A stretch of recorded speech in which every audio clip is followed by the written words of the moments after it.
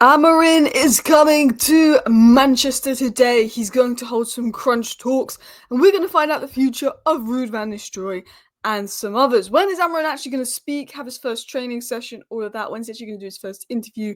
We've got updates on that. He does speak out after his win versus Braga, 2-0 down to win 4-2. And if you look at the clips, you can just see how much it meant to those sporting players in Amorim and how much those sporting players adored him. And I really hope he can build that culture of love at United. There is rumours of Man United making a move from Cuckoo and also talk of Victor Gyökeres to Manchester United. Man United do like Gyökeres. What's the latest on that?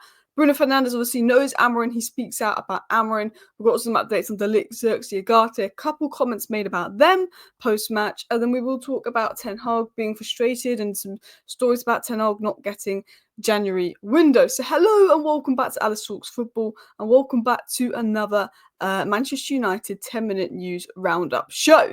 Now, I'm just going to say one thing. As of now, I am on 96,999 subscribers. I'm one sub away from 97k at the time of recording. So if you're new, please do subscribe. But let's get into this first story. Ruben Amorim will hold talks with Ruud van Nistelrooy about his Manchester United future after flying to England. So, we've sort of known this for a while. Ruud van Nistelrooy done a really good job as interim manager. Every player at United loves Ruud van Nistelrooy. They want him to stay. He's got a good relationship with the players. And De Ligt actually said in an interview that the one thing that Ruud had done different, or maybe it was Bruno, someone said in an interview, the one thing that Ruud had done different was he put a lot of focus on making us enjoy training and having a bit of a laugh in training and stuff like that, and making sure we're all sort of liking and enjoying ourselves so it can reflect on the pitch. Ruud's principles weren't too different to Ten Hag. If you're being told you're only going to manage 2, 3, 4 games, you're not going to completely try something new. Ten Hag was trying this approach in training, so Ruud van Nistelrooy went with the approach that Ten Hag was trying, but made a few changes, like Casemiro Agate pivot, so we weren't as vulnerable out of possession. There was a bit more stability, there was a bit more balance, is what Ruud van Nistelrooy did. He's not going to try and implement his own way of play if he's got 4 games, because what's the point? He's only going to get 4 games, so you might as well do what was trying to be done with Erik Ten Hag. But I think he did the job really well, Ruud van Nistelrooy. I think I was really impressed with what we saw from Ruud van Nistelrooy, and I'd like him to stay personally, just because he has a good relationship with the players. But at the end of the day, it's Amorim's decision, and if Amorim doesn't need him, there's no point in having him there and him not being needed, because then it could cause issues further down the line. So I can understand if Amorim doesn't need him.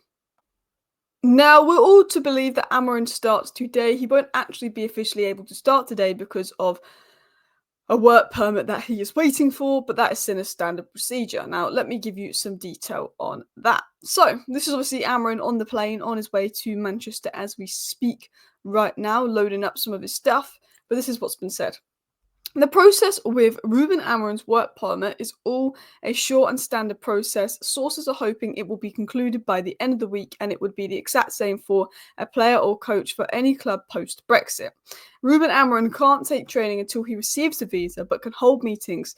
The lack of visa is not seen as a delay or setback, but it's standard practice. Amorim will complete the process after arriving in the country, which United are hopeful will be concluded swiftly and efficiently. So in regards to Ruben Amorim, he's just waiting on that visa so he can take training. He can come in, he can do interviews, but they probably wouldn't release the interview until the thing is there. He can come in, he can speak to players, he can hold meetings, but he can't conduct training and officially do any actual work until the visa's there. It should come by the end of the week, which means maybe next Monday is the first official training session, maybe Friday is. But you know what? Hopefully it can get done sooner rather than later. But at least some of the lads who aren't on international break will have a nice week to work with him. We have got a few players on international break, but there's quite a few staying back as well. So let's talk about Ruben Amorim, because Ruben Amorim actually after the Braga game was asked, of course, a few questions about United.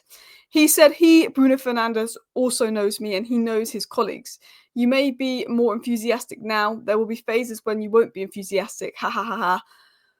But I hope he and the other players are happy. That's the halfway for the teams to play well. I hope to help the players of Manchester United, as I did with those with Sporting. And what he's saying is Bruno Fernandez is very happy that we've beat Leicester 3-0. Bruno Fernandez came out in an interview, said some positive things about Amorim, and Amorim's saying, yeah, he knows Bruno Fernandez, he knows Bruno knows the team, and he's hoping that he can come into Sporting and help, hoping he can come into Man United and help those Man United players like he came into Sporting and helped those Sporting players. Amorim said this, and this is probably the most interesting thing that Amorim said post-match, because I think this hints at his style. if I'm going to be totally honest. Amorim said, I know how I'm going to play in the beginning, because you have to start with structure that you know. Okay, first of all. I'm not sure if we lied there, but Amorim said he knows how he's going to play in the beginning because you have to start with a structure you know. That says to me, he's saying he's going to play the 3-4-3. He says then you will adapt with the players that you have, some injuries or no injuries. What kind of players have the ability to defend, attack, I will discover in the next few weeks. We don't have a lot of time to train, so I have to show something that I know very well. You can say whatever you want from that. So he's not going to adjust his system too much, but he's going to go with his system and see what the Man United players bring to him. And I think, that doesn't surprise me. Part of me thought he could adjust the 4 at the back due to their lack of centre-backs. But if I'm going to be honest to predict his first lineup, I think it could be De Ligt central centre-back, Lindelof right centre-back, Martinez left centre-back, Mazraoui left wing-back, Delot right wing-back, Agate, maybe Maino in the pivot if he's fit, Bruno, Højlund, maybe Ahmad front 3. Or he could try Garnacho right wing-back and have Delot as a right centre-back, Mazraoui as a left wing-back, and Martinez and De Ligt as the other centre-back. So it'll be interesting to see what he does. In terms of United's transfer plans, it said that Manchester United want to sign Victor Gyökeres. He's already a hot candidate at the club. You know what? If Højlund doesn't get back on track under Amorim this season, I'm open to Victor Gyökeres in the summer, but I want to see how Højlund does under Amorim. I think Højlund and Xerxes both have potential to be good players at United. I really do like them both. It was also said that United have inquired about Nkunku, and he would be ready to take him in January. Nkunku's unhappy about playing time at Chelsea because basically he's only playing in the Conference League. Nkunku is a clinical player, which is something we need. He can play all around false 9, 10, 9, out wide. I'm open to Nkunku. I wouldn't say no to Nkunku at United. I do really like Christopher Nkunku. I think it could be a really good addition. The only issue with Christopher Nkunku is, again, he's had so many injury issues that this is his first season where he's not really had injury issues, but that's because he's barely playing. I feel like if we sign Nkunku, it could be Mason Mount. It could be Luke Shaw 2.0 with the injury issues he's had. But I do like Nkunku, and I wouldn't say no to him at United. In fact, I would be very open to signing Nkunku in January. He's a player I massively rate. But my only concern is the injuries. And also, when you're dealing with Chelsea, if we do a deal with Chelsea, it's going to benefit them a lot more than it's going to benefit us normally. They want us to pay a fee, which is normally a little bit inflated, like they did with Mount. So Bruno Fernandez has come out and said some comments on Amorim. He said Amorim has completely changed the club along with the structure, completely changed the dynamic and put the club back to where it deserves to be. This is him talking about Sporting. I hope you can do the same here and that together we can follow the same path he did at Sporting. Bruno Fernandez is very positive and happy about Amorim coming in because Amorim put Sporting back on track, and Bruno hopes that he can do the same at United. And I hope that Amorim can do the same at Manchester United as well. Continuing on. Bruno said this, a new era, a new coach means that everything changes, but what has not changed is the club. It must return to its place. And he said another clean sheet is important to make Old Trafford a fortress again.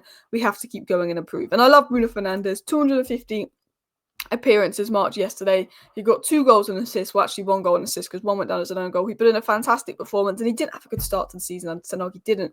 But since Ruud van Nistelrooy's come in, we're seeing the world-class Bruno Fernandez that we know and love. We're seeing that Bruno Fernandez. So hopefully we can see that again under Ruben Amorim. It'll be interesting to see if Amorim plays him as an 8 or in the front line, but I think he would be better in the front line under Amorim. Continuing on. Bruno on Ruud van Nistelrooy, he said this. He said he felt that the morale was low. He tried to bring joy to training. He got involved. He tried to make sure that everyone had fun. He brought a lot of energy. The sessions were enjoyable. He brought joy with small games, small details. So it was Bruno that said that, not De Ligt. The next thing is what De Ligt said. But Bruno was talking about how he just wanted to improve the morale a bit. And I think you can see that. The players look happy, the morale is up, and you can see that on the pitch. And you can see that they're feeding off the crowd and the fans in Old Trafford as well. And I think Amorim has done, not Amorim, I think Ruben Amorim has done a very good job in those 4 games. And it'd be interesting to see what happens with him. De Ligt said, big congratulations to Josh Xerxes today for coming on. Very good on the ball, made things easier for us. And I actually think that Joshua Xerxes had a good little 20-minute cameo. I thought he made some good touches. He kept the ball well, played a few good passes. I think people are very eager to hate on Xerxes because he maybe is not the most aesthetically pleasing in the way he runs and stuff. And I think he's getting a bit too much hate and a bit too much stick. I think he's been used wrong. But I do like Joshua Xerxes. I think if you look at the Palace game, you look at the Brighton game, you look at a couple of games we've had, I felt Southampton game, I felt Xerxes was really, really good for us. So I think people are writing off Xerxes way too soon, and I thought he did quite well yesterday. And then, finally, Manuel Agate won 80 tackles against Leicester today. Since data collection began, no Man United players won more tackles in a single Premier League game.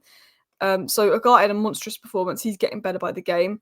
And apparently sacking Ten Hag wasn't a knee-jerk reaction. It probably been planned for a while. And the Ten Hag was also frustrated at not being able to spend in January. Apparently Ruben Amorim will be allowed to spend in January, and Ineos are not going to continue that stupid rule that the Glazers have set where we can't spend in January. Because I tell you what, we're probably going to need a left back in January and potentially another forward or another midfielder as well.